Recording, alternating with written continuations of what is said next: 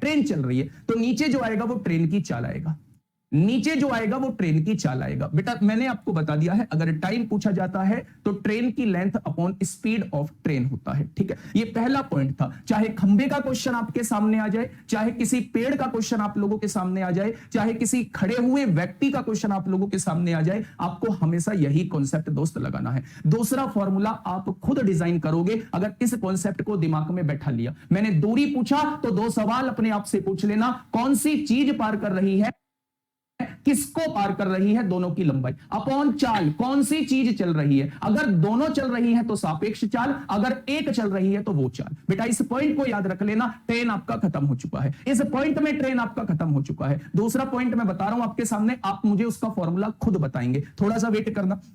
अगर मैं दूसरे फॉर्मूले की बात करता हूं, अगर मैं दूसरे कॉन्सेप्ट की बात करता हूं, मैंने कहा जब भी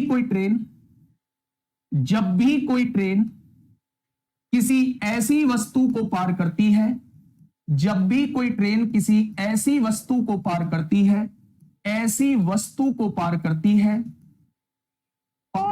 है जो कि स्थिर है, जो कि स्थिर है, स्थिर मतलब बिल्कुल स्टेबल है, चल नहीं सकती है, जो कि स्थिर है और उसकी अपनी भी खुद की लंबाई है, और उसकी अपनी भी खुद की लंबाई है। बेटा बेचैन मत होना, अपनी भी खुद की लंबाई है। आज इसके ऐसा कभी भी आपने जो है वो रेलगाड़ी नहीं पढ़ा होगा। अपनी भी खुद की लंबाई है तो उसे पार करने में लगने वाला समय क्या होगा। ध्यान से सुनिए मैं क्या कहना चाह रहा हूं। जब भी कोई ट्रेन किसी ऐसी वस्तु को पार करती है जो कि स्थिर है, यानी कि चल नहीं सकती, लेकिन उसकी अपनी भी खुद की कोई लंबाई है। तो एग्जांपल मैं आपसे पूछूं तो आप कहेंगे कभी भी प्लेटफॉर्म चल नहीं सकता, लेकिन प्लेटफॉर्म की अपनी खुद की लंबाई है। तो जब भी प्लेटफॉर्म के पार करने का क्वेश्चन आए, जब भी बेटा पुल के पार करने का क्वेश्चन आए, जब भी सुरंग के पार करने का क्वेश्चन आए, जब भी खड़ी हुई ट्रेन का क्वेश्चन आए, ट्रेन को पार करने का क्वेश्चन आए, तो हमेशा आपको कॉन्सेप्ट नंबर सेकंड लगाना है।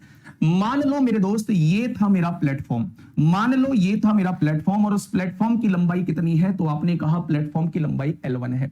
मान लो ये ट्रेन है, इसकी चाल है मेरे दोस्त S1 और इस ट्रेन की चाल है L2, इस ट्रेन की चाल है बेटा S2 और इस ट्रेन की लंबाई है L2। ये ट्रेन मेरे पास दी हुई है, ये मेरे पास प्लेटफॉर्म दिया हुआ है। तो अगर मैं आप लोगों से पूछूं कि इस प्लेटफॉर्म को पार करने में दोस्त कितना टाइम लगेगा, तो आप जानते हैं आपको एक भी कॉन्सेप्ट याद नहीं है। मैं फिर भी आपको बता देता हूं कि कैसे कॉन्सेप्ट बनाएंगे। समय बराबर क्या होता है, आप लोग बचपन से पढ़ते आए हैं कि समय बराबर दूरी बटे चाल होता है। बस आपको एक कॉन्सेप्ट याद है कि दूरी के केस में कौन पार कर रही है, तो आप कहेंगे ट्रेन पार कर रही है, तो ट्रेन की लंबाई कितनी, तो आप कहेंगे L2। मैंने कहा किसको पार कर रही है, तो आप कहेंगे प्लेटफॉर्म को पार कर रही है, तो प्लेटफॉर्म की लंबाई कितना L1 अपॉन मैं कहूं चल कौन रहा है, तो प्लेटफॉर्म मत बता देना, प्लेटफॉर्म नहीं चलता, आप कहेंगे ट्रेन चलेगी और ट्रेन की चाल कितनी है S2 हो जाएगी। तो क्या इसका फॉर्मूला जो है वो L1 plus L2 upon train की चाल हो जाएगा। क्या इसका फॉर्मूला जो है वो ये हो जाएगा कि दोनों की लंबाइयों का योग बटे ट्रेन की चाल ही वो समय होता है जब भी कोई ट्रेन किसी ऐसी वस्तु को पार करे जो कि स्थिर हो और उसकी अपनी भी खुद की लंबाई हो, तो उस केस में पार करने में लगने वाला समय जो होगा वो मेरे दोस्त ये होगा। क्या ये बात समझ में आ गई? या दोनों पॉइंट जो है वो आप लोगों